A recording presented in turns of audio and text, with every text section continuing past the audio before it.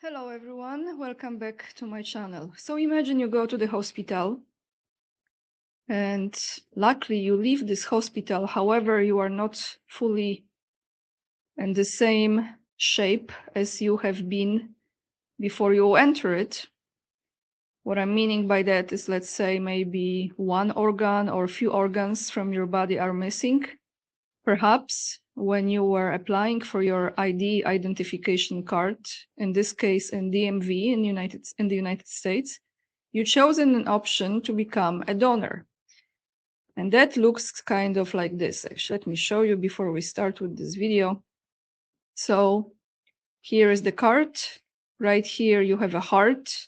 And this says he chosen to become a donor. I believe it's a fake ID here, of course, but who knows? And you have this option right here to be a donor. Choosing this option or not, I think what's taking place in the United States right now, and I'm sure this is not just in the US, but this particular video will be presenting the United States, to be precise, California, state of California. It's very, very, very disturbing. And you probably see in the title of this video where those body parts are going, to whom they are going. So we're going to start with this. We're also going to look into what city in the world is going to be the first 15-minute city. Interesting, isn't it? It's good to know. Maybe this actually will be the first one, and if not, one of the first. Then we will look into the golden phone situation. This is in case of Donald Trump and his two sons, Eric and Donald Trump Jr., and how the sales of golden phones, Trump gold phones, golden phone is going. You know, are people receiving them? What's up with that? And since we are on the topic of phones, we definitely will take a look at Netanyahu, who gave an interview to 60 Minutes, I think that was. Doesn't look like the real Netanyahu to me, but you know, since he's talking about phones, I think it's a good segue to the golden phones from Trump, as well as fakeness. Because there is a video, you know, Trump, in my opinion, is also not real Trump. And we're going to look into some images to show you that. So now, before we start, I want to say huge thank you to Fred and Gary for supporting me on PayPal, for your donations. Thank you very much, everyone. And just a quick reminder, since on June 1st, we have International Children's Day, I'm sure a lot of you know, if you're looking for a gift and you would like to consider one from me, you can order one of my books. Those are books for children, beautifully illustrated, written by me. I'm sure your kids will absolutely enjoy it. The link how to order it is down below in the description box. So let's jump straight into this topic. Your body parts could go to the IDF. What is the story? Let's take a listen.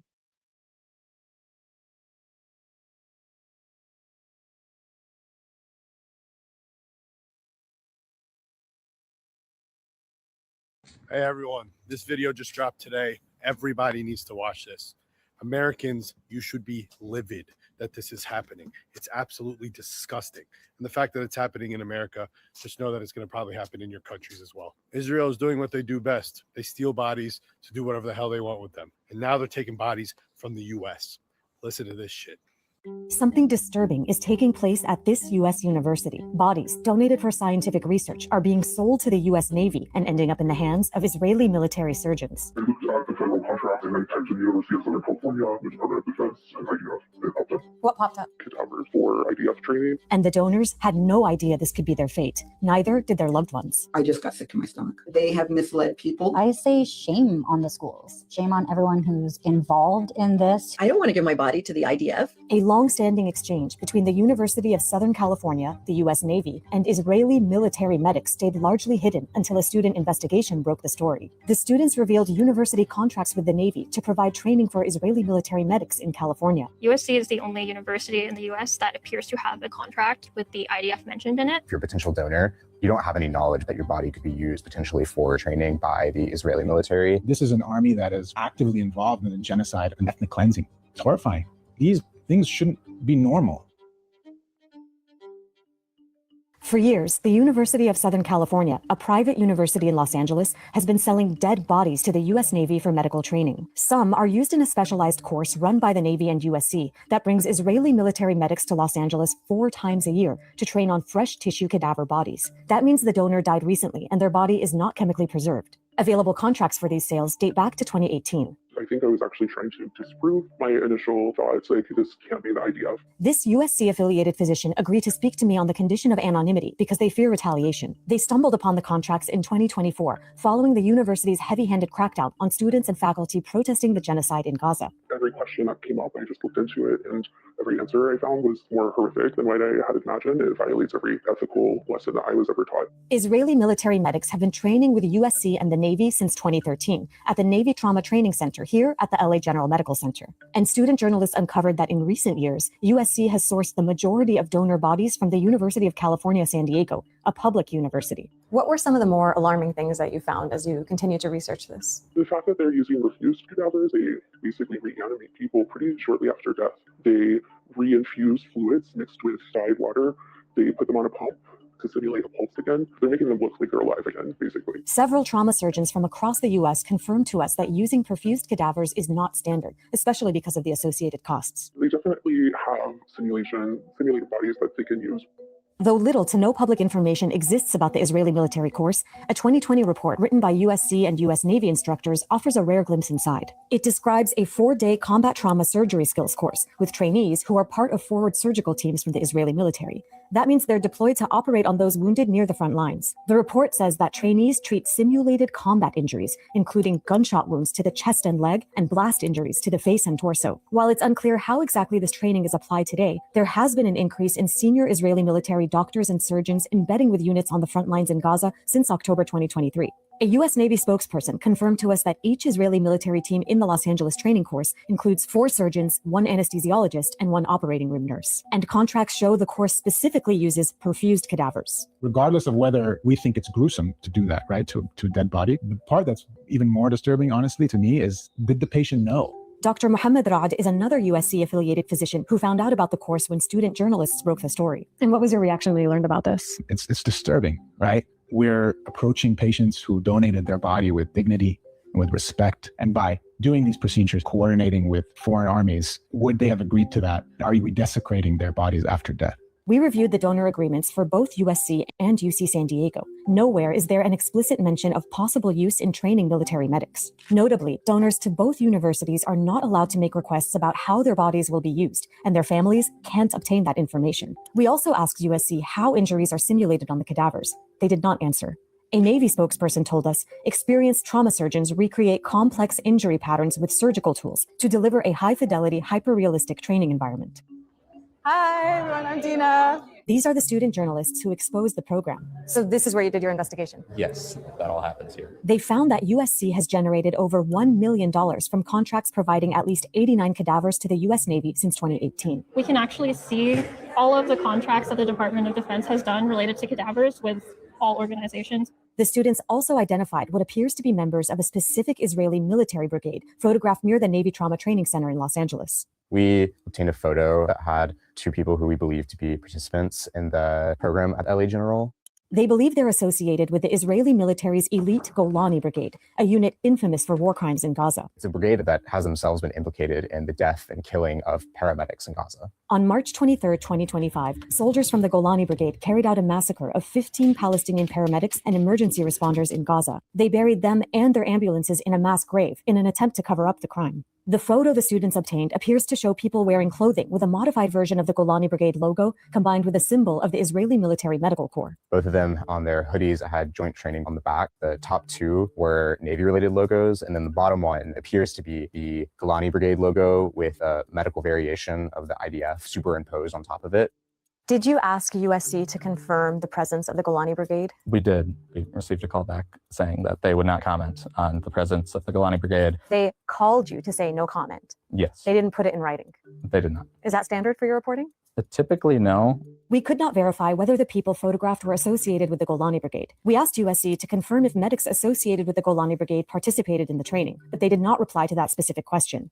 The US Navy told us it would be inappropriate for them to share information about Israeli military personnel participating in the program. The Israeli military did not respond to our questions. In emails to us, both universities said that the program does not constitute military training, but rather educational. USC has maintained that the Israeli medical personnel that are involved in this program are non-combatants, but that doesn't necessarily rule out the fact that they are near the front lines. They could be near where this massacre happened. Surgeons in training for the Israeli military are still part of the military. When we think of non-combatants, it does not necessarily mean that they are uninvolved in some of the Israeli military's potential war crimes. Do you feel like USC has been forthcoming and transparent regarding the answers to your questions? No. Jennifer's reporting has focused on the families of those who donated their bodies to USC. It's really important that we acknowledge not only like what is happening to these bodies, but also the effect it has on the families now that they know that this could have happened to their loved one. I can't imagine the distress they're feeling. Jeanette was a force. She was the matriarch of the family. She really did want her body to go to training the next generation of doctors. Jeanette Volpin died in 2021 at the age of 101 and donated her body to USC. Her daughter and granddaughter have been reeling from the news. When I saw the article that came out from the journalism students, I was furious and sick to my stomach. Was Jeanette ever told that there would be the possibility that her body would be used in training with military? Absolutely not. No, she was not told that, nor were we. Had she known that, do you think she would have been comfortable donating her body to USC? I don't think so. I believe she would have made a different choice if she had known that. Have you been able to find closure? You know, things felt very settled, especially once we did get her ashes back, which, I mean, at this point, are they even her ashes? You know, it really has destroyed any trust. You know, I'm starting to get upset, and I love my mom and I think about her a lot. This is bringing up those kinds of emotions again. Jean McNeil Sargent donated her body to UC San Diego, which has had its own longstanding cadaver contracts with the U.S. military. Even though Jean died before the deal with USC, her granddaughter is still speaking out against the lack of transparency. I'm really upset about the facts that are coming out. I think most people, like my grandma, go into a decision like this thinking they're going to do something better for the world, not thinking like, oh, I'm going to donate my body and somehow it's going to make some military force more powerful. Unlike USC, UC San Diego does not return cremated remains to the families. Instead, the university handles the ashes, sometimes scattering them at sea. This is a memorial honoring those who donated their bodies to UC San Diego. Thomas joined up with a USC student journalist to investigate his university's involvement in the program. Members of their family will come out here as a way to remember them, often on the anniversary of when they donated.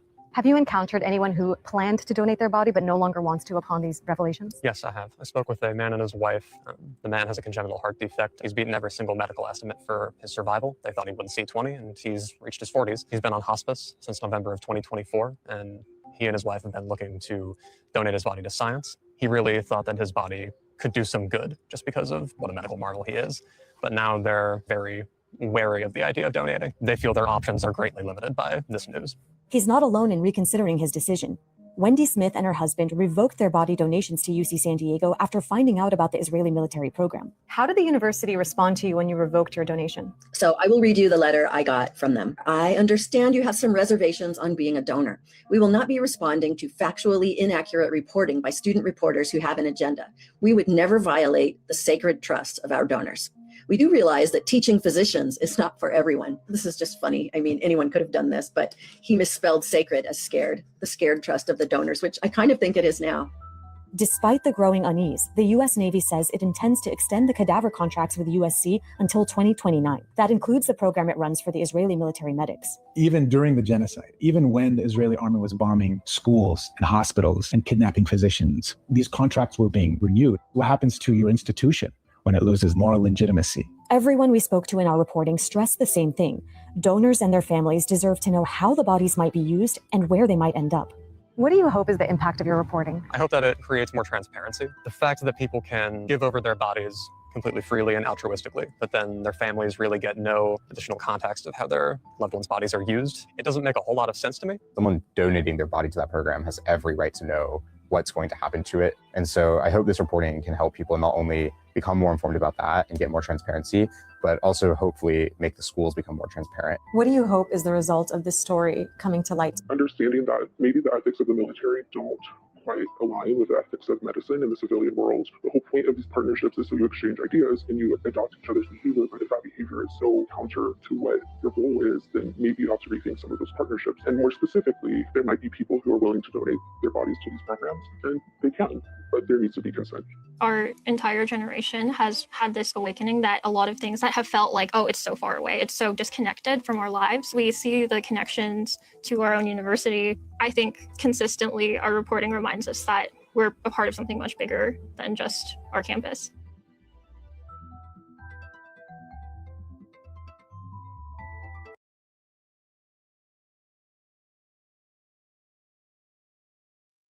Insane, right? But like she said, this is something much bigger than just their campus and university in California. So why they don't mention this in application or when you're choosing to become a donor or not? Because they know that majority of people would not agree to be a donor. So they just do it by force. Let's take a deep breath, everyone. Let's go to the second topic, and that is what city must be the 15-minute city. It will be. It's just, is this going to be the first one or not? Let's go to Oxford in the United Kingdom. That's right. Let's take a listen.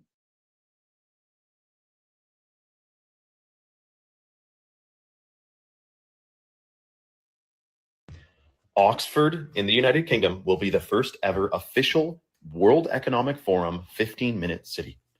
And this is no freaking joke, dude. Look at this, what it says here.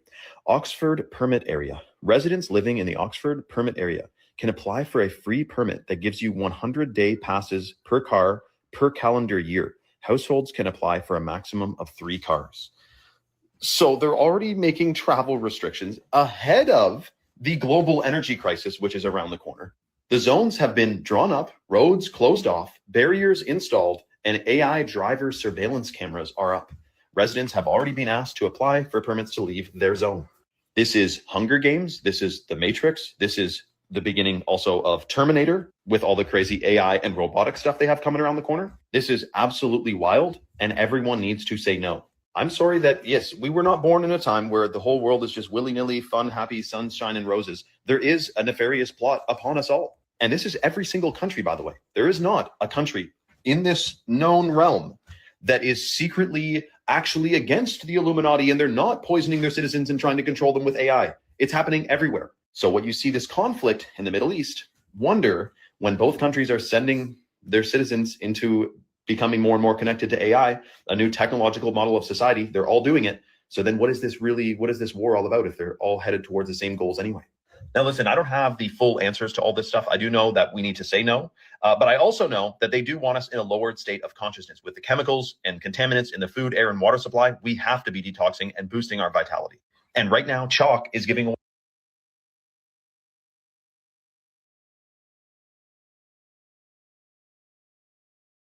So he was right about it, because pretty much entire world is going to be part of this agenda. You know, I feel like we are given this knowledge, all of us, to make a choice. Because not all the cities will become those 15-minute cities right away. Those big metropolis cities like New York, Chicago, Los Angeles, many places. I just mentioned in the US, but also, of course, in other countries are going to be those 15-minute cities. But there are many, many cities and towns and villages that will not become those 15-minute cities, or at least some of them not as fast. So I believe we have this knowledge, guys, to make a choice. There is still some time. I don't think that much left, but there is still some time.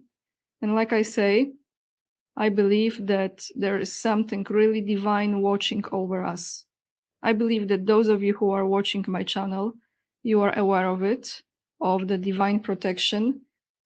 So let's just keep it in mind, because that's gonna give us the clarity, show the direction, and our intuition will lead us into the right place at the right time. Now,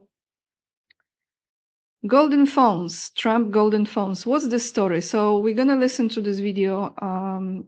About a year ago, Trump announced that he is going to release the golden phones. So people were purchasing them. You're going to hear the amounts, etc. And now it looks like none of those phones were delivered, like literally zero. But the money was collected. Isn't it crazy? Like those things I never thought I would be saying because I was really, really supporting Trump. But scam even on this level, selling some freaking gold phones and not even delivering them, not creating them and sending them to the buyers. So let's take a listen. What the heck is the story with those golden phones from Trump?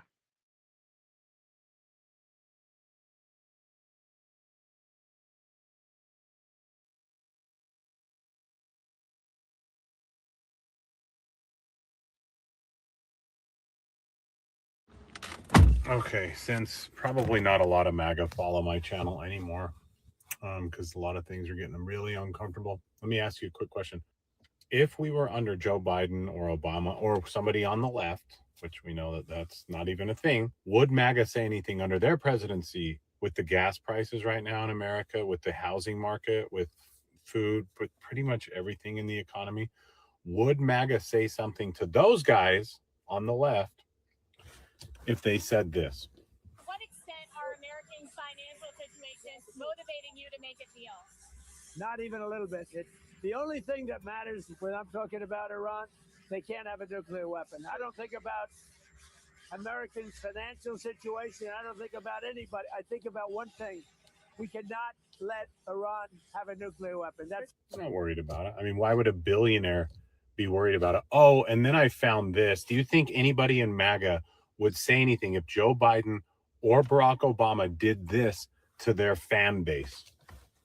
Today, we're here to introduce Trump Mobile, making phones in America. It's about time we bring products back to our great country. We're going to be having call centers for Trump Mobile in St. Louis, so we're keeping our data onshore. We plan to build phones in America. All of our customer support is in America. A lot of people are getting ripped off, to say the least, because they don't pay attention to their cell phone plans. So I think we can do it better. Hey, Trump supporter here. This goes out to Don Jr. and Eric. Where the f*** my phones? I ordered 4 gold Trump phones in the summer. Now we can't get any updates on them. Well over 500,000 people each paid a $100 deposit to get in on the planned and promised Trump phone. Not a single confirmed customer, though, has gotten one.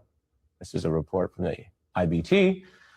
Meanwhile, the website for the so-called Trump Mobile, which isn't very mobile, includes a disclaimer. A pre-order doesn't guarantee a device will be produced or made available for purchase. I mean, that is just out there. A pre-order means not a pre-order. We just hold your $100 and we might never make the phone. They haven't shipped any phones. The company's selling point was that this somewhat gilded device would be made in America. You heard that in some of those clips. Now they say it will be proudly American. I guess that's kind of how the phone identifies. Oh, and then he just said this today. You have a ballroom that's under budget. It's going up right here. I've doubled the size of it because we obviously need that. And we're right now on budget, under budget, and ahead of schedule. I doubled the size of it, you dumb person. Double the size. You are not a smart person. Okay, since probably.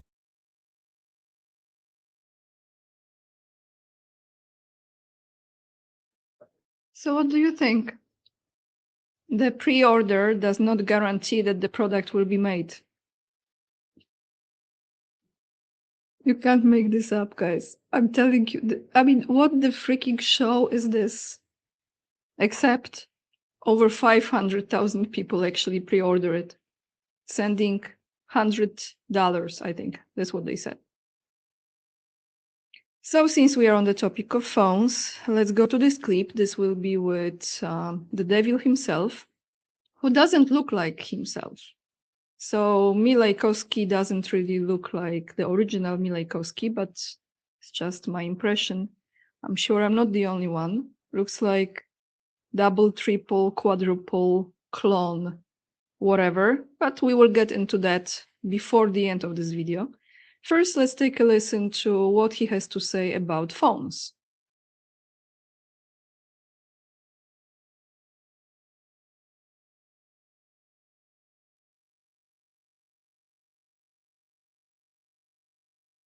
You can penetrate this machine and you can say anything you want, and I can paint you as a monster. And if I say it often enough, enough people will believe it. Do you believe Israel is at risk of losing this war on that social media front? They would use words like barbaric in Gaza and in Lebanon. Israel has gone to unbelievable lengths to get innocent civilians out of harm's way. We text message millions of text messages to them, make millions of phone calls to them, pamphlets, leaflets, you name it, okay? We have several countries that basically manipulated social media, and they do it in a clever way. And that's something that has hurt us badly. Is it your belief, Mr. Prime Minister, that nothing that Israel has done, tactically or strategically, has made no mistakes, either in Gaza or the West Bank, that have, in their own way, contributed to this negative impression of Israel, whether it's on social media or someplace else? No, of course. Look, it's war. And in war, armies sometimes miss, and civilians die. And these are mistakes. These are not deliberate things that happen. Israel is besieged on the media front, on the propaganda front, and we've not done well on the propaganda war. Join us, the Swiss way.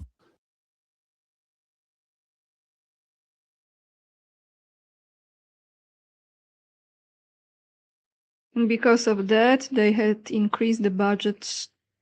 Knesset increased the budget. I said it, I think, the third time on my channel, to over $700 million to pay for the right propaganda. Now, aren't you under the impression that a lot of those so-called leaders, I should really use different words, those puppets who are in the positions of ministers, prime ministers, presidents, etc., they look very different than they used to look a few years ago.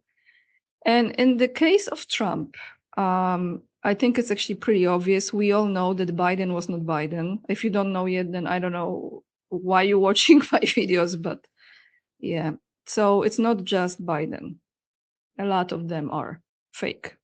Some of them are CGI. Some of them are special effects in action. Some of them are doubles or other creations. And in case of Trump, I have been watching him from closely, from 2020, but, before you also remember how Trump used to look like. And not just lately, but I think since his second term, he doesn't really look like himself. It looks like he actually changes also, right? Sometimes he has a belly, sometimes he doesn't. Sometimes he looks pretty lean, which I don't think he ever really looked lean except when he was younger. So this is a quick video. Some people say it's a conspiracy again, but guys, it's not just what you can see with your own eyes, but it's also how you're feeling and sensing it.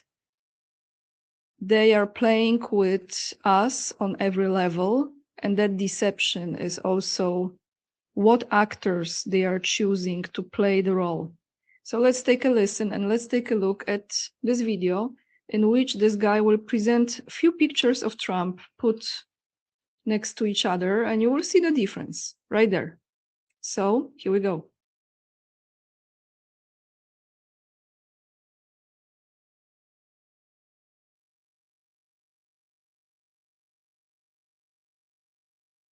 Everybody on the internet is absolutely freaking out about this right now. They're saying that when Trump went to that golf event like yesterday, that this is not the real Trump. It's a body double or a clone wearing some sort of a mask. And, honestly, I do see it because this guy does not look like Donald Trump at all. And there's no way this could even be him. And you know what? It's good that you guys are keeping track of this now, finally, because there have been numerous other times where Trump has showed up to some event and looked like a completely different person. And no one puts the dots together, but it makes perfect sense that the most powerful person in the world would have some sort of body double clone or an actor just wearing a mask pretending to be him at certain events. He was already behind bulletproof glass there. And this is nothing new. This goes way back to the 1950s and before. They've been using these fake plastic masks on every world leader way back then. And I've even seen photos of like android bodies that they zip up from like the butt all the way up the spine into the neck.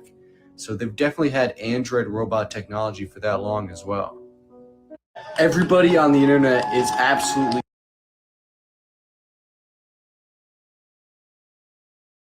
Someone left the comment under that post that this is nothing new. This is not new news because most of the presidents used their body doubles for the protection. But to me, this is something different. To me, this is the real person is no longer on stage, okay? So they are playing him, using him and playing him for the public, presenting him as him, and that's not the case. So the question is, who is putting those doubles or puppets that represent the main puppet on the world stage? Who's doing it? And it's the same with Putin. Many of you know that there are many Putins out there, right? So the question is the real person still alive or has been replaced by those several options to use? And if so, who is running those options?